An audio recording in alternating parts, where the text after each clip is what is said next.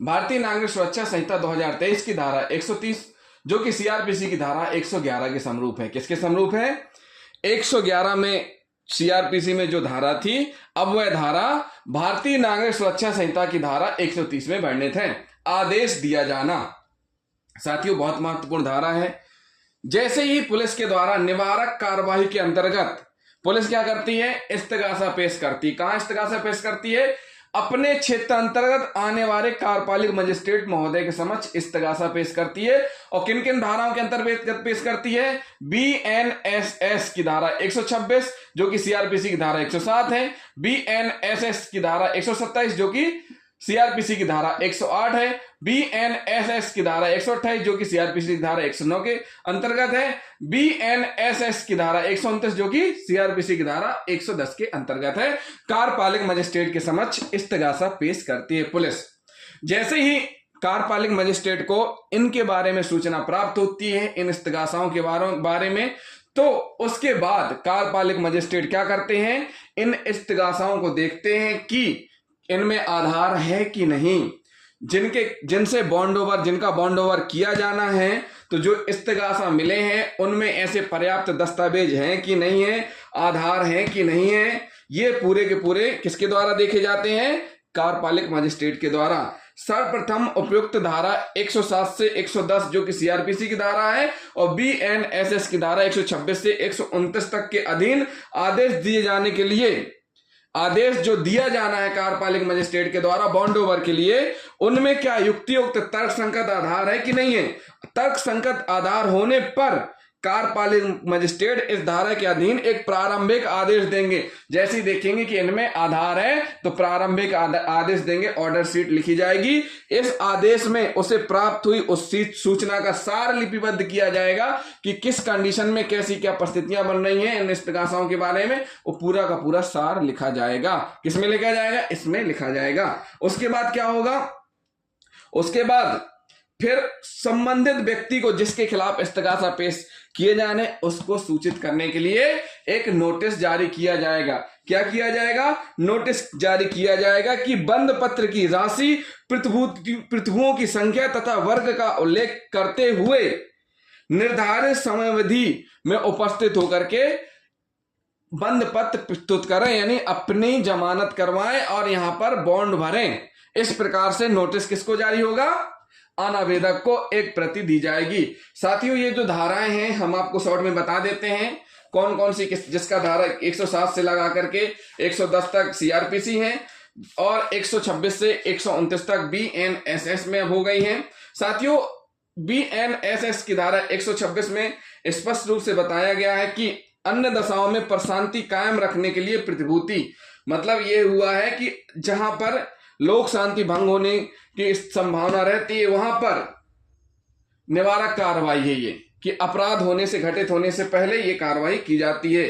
क्या की जाती है? अपराध घटित होने से पहले, ताकि लोक शांति भंग ना हो। यह एक प्रकार से निवारक कार्रवाई है। क्या है? ये एक प्रकार से निवारक कार्रवाई है कि इस बाबत सूचना दी जाती है इस धारा के अंतर्गत कि कार्यपालिक मजिस्ट्रेट के पास इस बात की सूचना होनी चाहिए कि कोई व्यक्ति प्रशांति भंग करेगा या लोक शांति विक्षुब्ध करेगा या ऐसा कोई सदोष कार्य करेगा जिससे प्रशांति भंग होने या लोक शांति विक्षुब्ध होने की संभावना है। तो इस प्रकार से सूचित किया जाता है इस धारा के अंतर्गत 126 और सीआरपीसी की धारा 107 के अंतर्गत।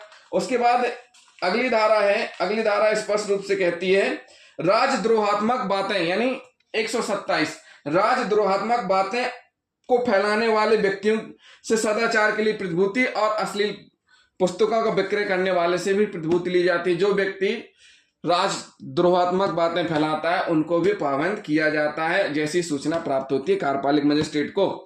क्या है कि जिस प्रकार से अगर कोई इस राजद्रोहात्मक बातें फैला के शांति व्यवस्था भंग करने की कोशिश कर रहा है या ऐसी स्थिति बन रही करेगा तो तत्काल किसको सूचित करना है?